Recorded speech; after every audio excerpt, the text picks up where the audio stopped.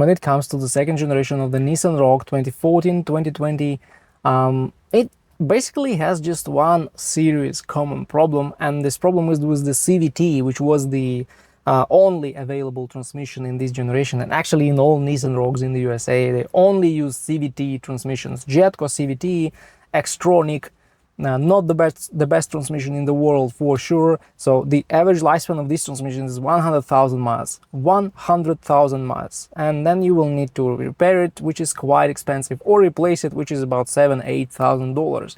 To prolong the life of your transmission, you may try changing fluid in these transmissions once every 30–40,000 miles, changing filters when you change fluid, and also adjust your driving style a little bit. So warm up this transmission before you drive in the morning, don't tow a lot of weight, and avoid flat towing this car. So these are the rules that may help you to prolong the lifespan of the transmission a little bit, but not ensure it will last like 200,000 miles, probably not.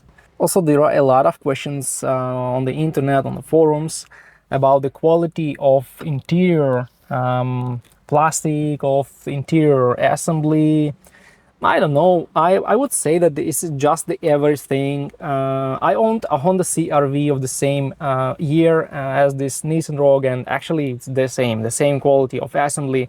I wouldn't say it's pretty good, I wouldn't say it's bad, it's like average, and for the car that's like should be considered a budget friendly, it's not a premium SUV, I would say it's quite good. The quality of assembly, the quality of materials is quite good, so I don't see any problems here.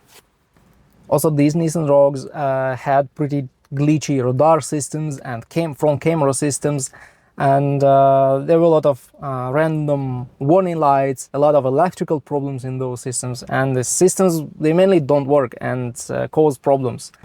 But as you see, I have the camera-free Nissan Rogue, and there is no radar, so no adaptive cruise control, and I don't have problems with this at all. So this car is problem-free in this case.